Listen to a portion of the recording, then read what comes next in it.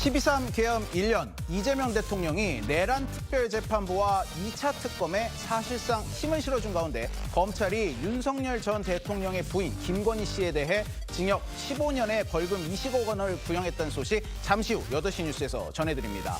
훈식형, 현지 누나, 김남국 대통령 비서관이 여당 문진석 의원과 주고받은 인사청탁 문자의 파장이 커지고 있다는 뉴스도 준비했습니다. 피해가는 건 쉽지만 멈춰서는 건 용기가 필요한 일이죠. 위험해 보이는 대형 쓰레기를 보자마자 뛰어가는 기사님. 본업은 배달인데 이날은 도로의 안전까지 배달해 주셨습니다. 무엇보다 좋은 사람 눈에는 예쁜 것만 보인다더니 이 찰나를 기록해서 세상에 알린 제보자의 시선도 담고 싶어지네요. 저희가 준비한 소식은 여기까지입니다.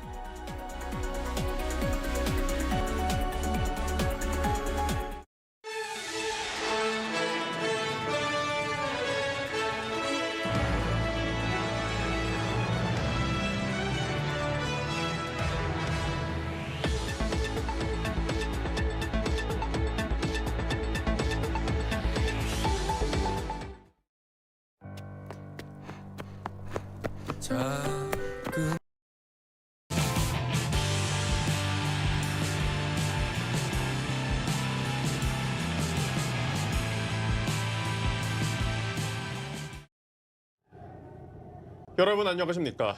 오늘 8시 뉴스는 12.3 계엄 1년을 맞아 대한민국 국회 앞에서 특집으로 진행합니다. 2024년 12월 3일, 그날도 지금처럼 차갑고 어두운 겨울밤이었지만 시민들은 추위를 뚫고 이곳으로 달려왔습니다. 1년이 지난 오늘 시민들이 몸을 던져 지켜낸 이 자리에서 뉴스 시작하겠습니다. 윤석열 전 대통령이 지난해 12월 3일 계엄을 선포한 이후 당사자는 물론 김건희 여사를 둘러싼 각종 의혹을 밝히기 위해 특검이 출범했고 그동안 수사와 재판이 이어져 왔습니다. 1년이 된 오늘은 재판에 넘겨진 김 여사에 대한 특검의 구형량이 공개되는 결심 공판이 있었습니다. 법원부터 연결하겠습니다. 전현남 기자, 특검이 구형한 형량 얼마나 됩니까? 네, 지난 9월 김건희 여사에 대한 첫 재판이 열린 지 약 2달 만인 오늘 저녁까지 결심 공판이 진행됐는데요. 특검팀은 김 여사에게 징역 15년, 벌금 20억 원을 구형하고 약 9억 4천만 원을 추징해달라고 재판부에 요청했습니다. 특검팀은 김 여사가 수사와 재판 과정에서 반성하지 않고 증거를 인멸하려는 모습을 보였다고 설명했습니다. 주가 조작 혐의의 객관적 증거가 있음에도 김 여사가 허위, 거짓 진술을 반복했다고 밝히기도 했습니다. 앞서 김 여사는 오늘 오전 검은색 코트에 뿔테 안경을 쓰고 법정에 들어왔고 마스크는 거꾸로 쓴 모습이었습니다.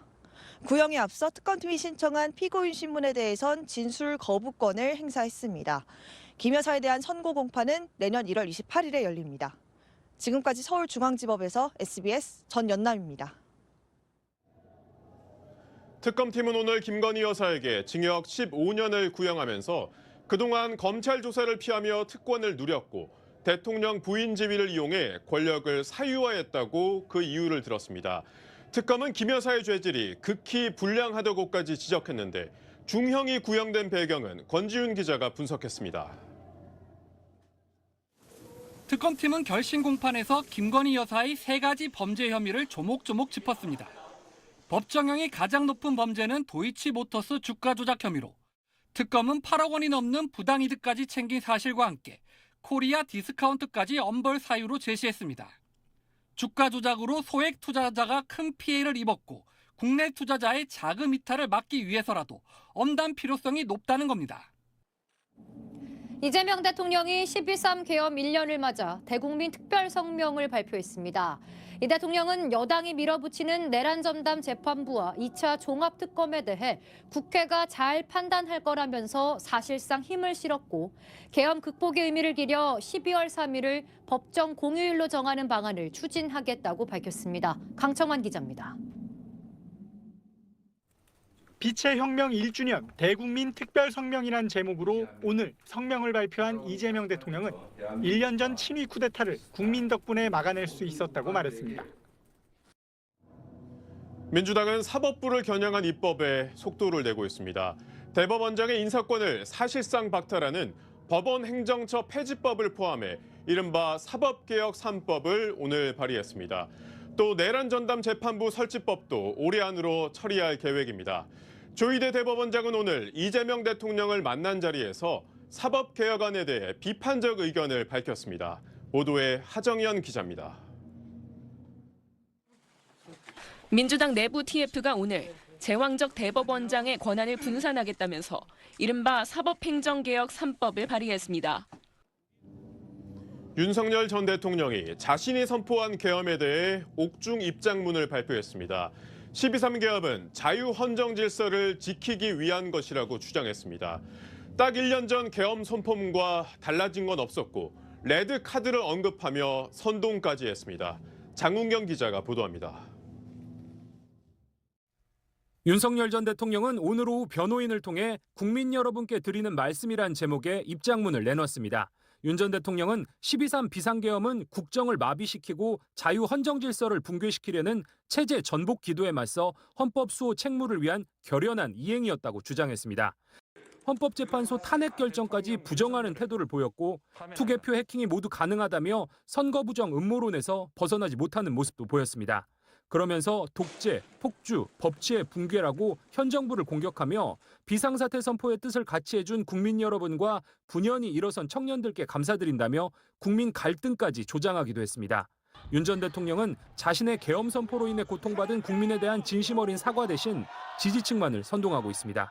SBS 장훈경입니다. 국회는 민주주의의 마지막 보루입니다. 국회를 출입해온 박찬범 기자와 계엄 이후 여야 정치권에 대해 이야기 나눠보겠습니다. 박 기자 어서 오세요.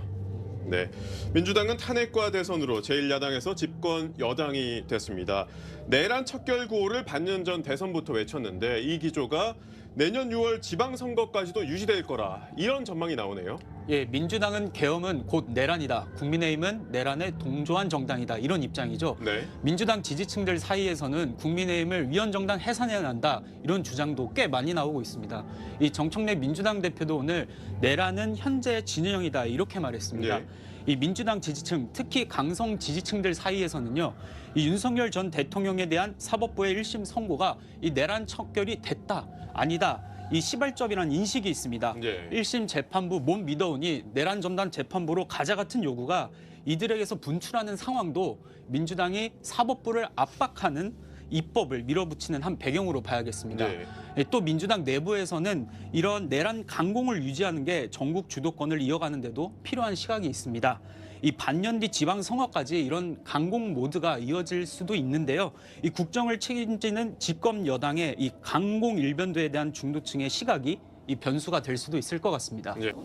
네, 이런 계엄의 깊은 상처 가운데는 이 갈수록 더해지는 그 우리 정치의 양극화도 있습니다. 예. 이거 국회에서 정쟁이 아닌 이 진정한 정책의 경쟁 그리고 이 정치적 대화 타협이 복원되는지 그런 모습들을 내년에는 꼭 볼 수 있었으면 좋겠습니다. 네, 꼭 기대하겠습니다. 잘 들었습니다. 비상계엄을 선포합니다.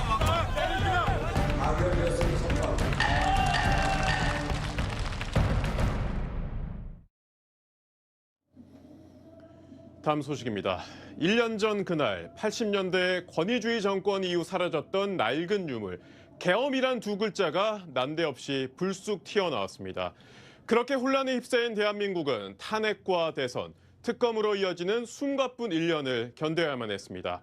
김혜영 기자가 그 1년을 돌아봤습니다. 척결하고 지키기 위해 선포합니다.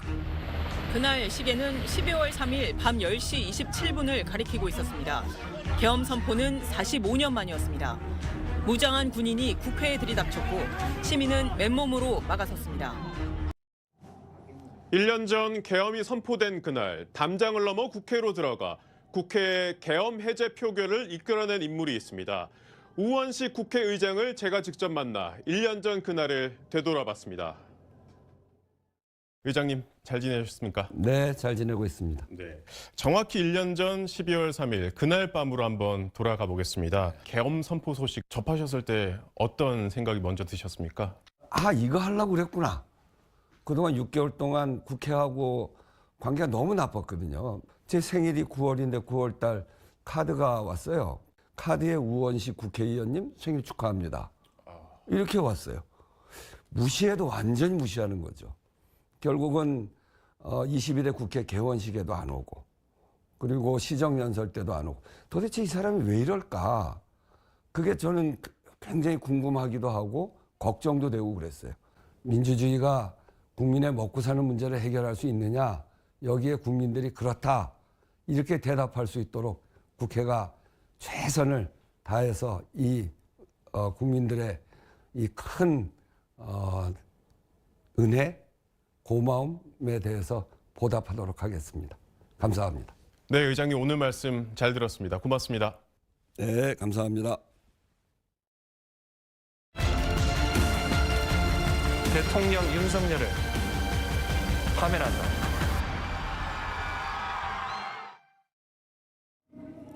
새로운 집회 문화의 상징이 된 응원봉이 오늘 이곳 여의도 국회 앞을 비춥니다. 계엄 선포에 맞서 거리로 나섰던 시민들이 계엄 1년을 맞아 다시 국회로 모였는데요. 현장으로 가보겠습니다.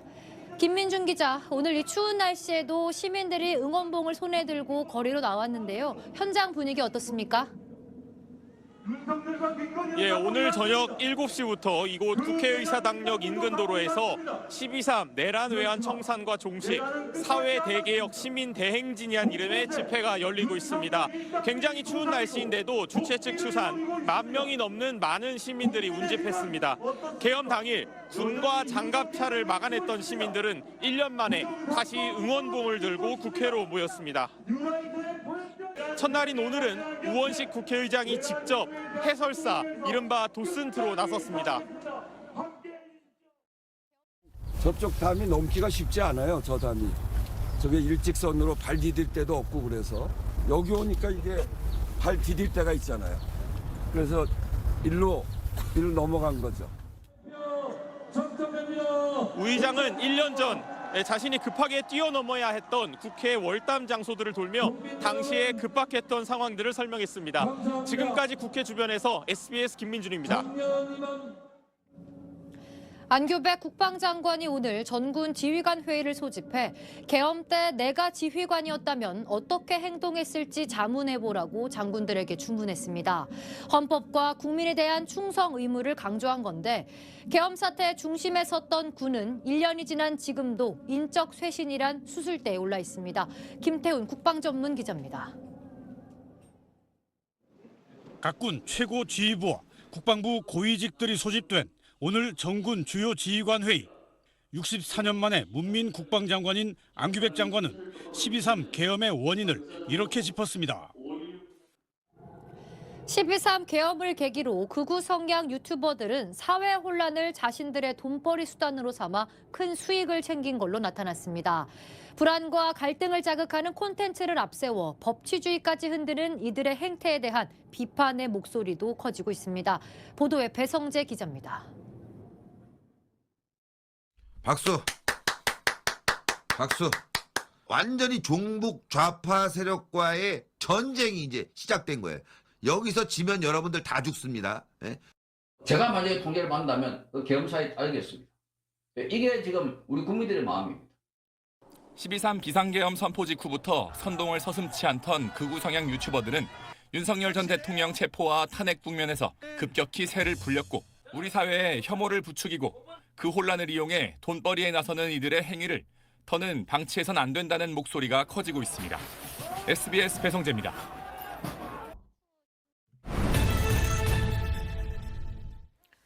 지금부터는 목동 스튜디오에서 이어서 전해드립니다.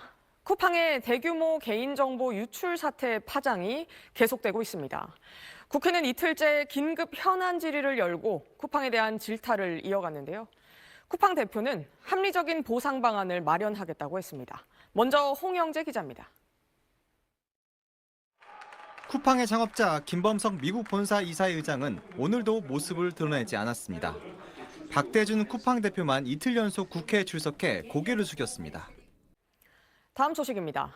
민주당 문진석 의원이 김남국 대통령실 비서관에게 한 민간 협회의 인사를 청탁하는 내용의 SNS 메시지가 카메라에 포착됐습니다.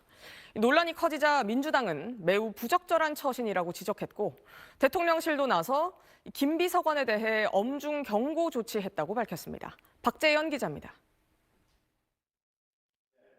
어젯밤 국회 본회의장. 내년도 정부 예산안 처리하는 본회의가 진행되던 도중 민주당 문진석 의원의 휴대전화 화면이 한 언론사 카메라에 찍혔습니다. 경남 창원의 한 모텔에서 20대 남성이 흉기를 휘둘러 10대 남녀가 숨지고 또 다른 10대 남성이 크게 다쳤습니다. 이 흉기를 휘두른 남성도 숨졌는데 범행 직후 창밖으로 뛰어내린 걸로 추정됩니다. 권민규 기자의 보도입니다. 오늘 오후 5시 10분쯤 경남 창원 마산회원구 합성동의 한 모텔 3층 객실 화장실에서 남성 2명과 여성 1명이 피를 흘리며 쓰러진 채 발견됐습니다. 오토바이 운전자 1명이 숨졌던 지난 3월 서울 명일동 땅꺼짐 사고의 조사 결과가 나왔습니다. 사고조사위원회는 풍화작용을 받은 안반층이 땅 아래로 미끄러지면서 땅꺼짐이 발생한 걸로 판단했습니다. 과거 터널 공사로 지하 수위가 크게 낮아졌고 노후 하수관 누수가 제대로 관리되지 않은 것도 영향을 미쳤다고 밝혔습니다.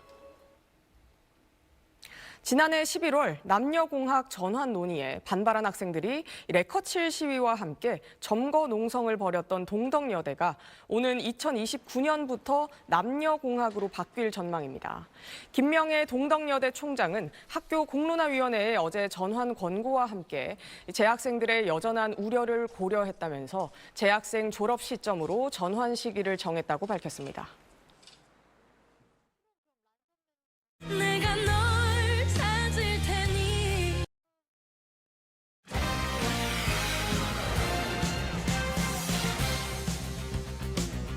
스포츠 뉴스입니다. 프로야구 삼성이 옛 왕조의 4번 타자 최용우 선수와 FA 계약을 드디어 마무리했습니다. 9년 만에 푸른 유니폼을 입은 최용우는 자신이 떠난 뒤로 없었던 우승 트로피를 다시 가져오겠다고 선언했습니다. 삼성은 오늘 최용우와 2년 최대 26억 원의 FA 계약을 맺었다고 발표했습니다. 2002년 데뷔해 삼성 왕조의 주역으로 활약한 뒤 2017년부터 9년간 기아에서 뛰며 2차례 우승 반지를 차지했던 최용우는 다시 우승 청구사가 되겠다고 다짐했습니다. 솔직히 좀 너무 설레고 이제 우리 삼성라이온즈가 우승을 하는 거 나는 그것밖에 없는 것 같습니다. 한화를 한국 시리즈로 이끌었던 최강 원투펀치 폰세와 와이스는 모두 빅리그로 떠나게 됐습니다. 폰세는 KBO 리그 출신 유턴파로는 역대 최고액인 3년 최대 440억 원의 토론토와 와이스는 2년 최대 147억 원의 휴스턴과 계약에 합의했습니다. 박지성과 나카타를 비롯한 한국과 일본 축구의 전설들이 특별한 한일전을 위해 다시 만났는데요. 자존심이 걸린 레전드 한일전의 현장에 이정찬 기자가 다녀왔습니다. 월드컵 4강 신화를 쓰고 빅리그를 누빈 한국 축구의 전설 박지성과 중원을 지배하며 일본 축구의 도약을 이끈 나카타에게 한일전은 전쟁이었습니다. 유럽 축구연맹 여자 네이션스 리그에서 스페인이 독일을 완파하고 2회 연속 정상에 올랐습니다. 스포츠 뉴스였습니다.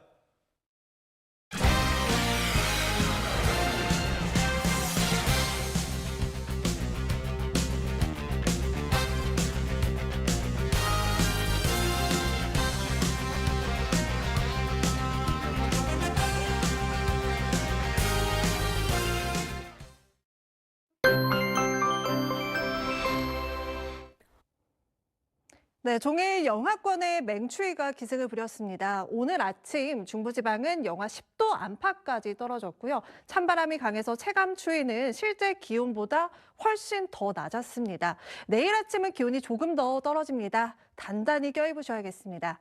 한편 내일 수도권 등 중부지방에는 첫눈 소식이 있는데요. 시작부터 양이 많겠습니다. 경기 북동부와 강원 내륙에 3에서 8cm, 서울 등 그 외 수도권과 강원 내륙, 충북 북부에 1에서 5cm의 눈이 쌓이겠습니다. 특히 오후부터 밤 사이 짧은 시간에 강한 눈이 집중될 걸로 보여서 퇴근길, 빙판길 안전에 각별히 주의하셔야겠습니다. 서해안을 중심으로 오늘 밤까지 강한 눈이 조금 더 이어지겠고요. 동쪽 지역은 대기가 무척 건조해서 불씨 관리 잘 하셔야겠습니다. 추위는 주말 무렵에 물러나겠고 토요일에는 수도권과 강원 영서에 비 소식이 있습니다. 날씨였습니다. 기습적으로 계엄이 선포되고 정확히 1년, 저희가 국회를 다시 찾은 건 시민들의 손으로 지켜낸 그 밤을 다시 한번 기억하기 위해서입니다. 국민들은 간신히 일상으로 돌아왔지만 분열된 정치는 아직도 그날의 어둠에 머물고 있는 건 아닌지 묻고 싶습니다. 특집 8시 뉴스 마치겠습니다. 시청해주신 여러분 고맙습니다.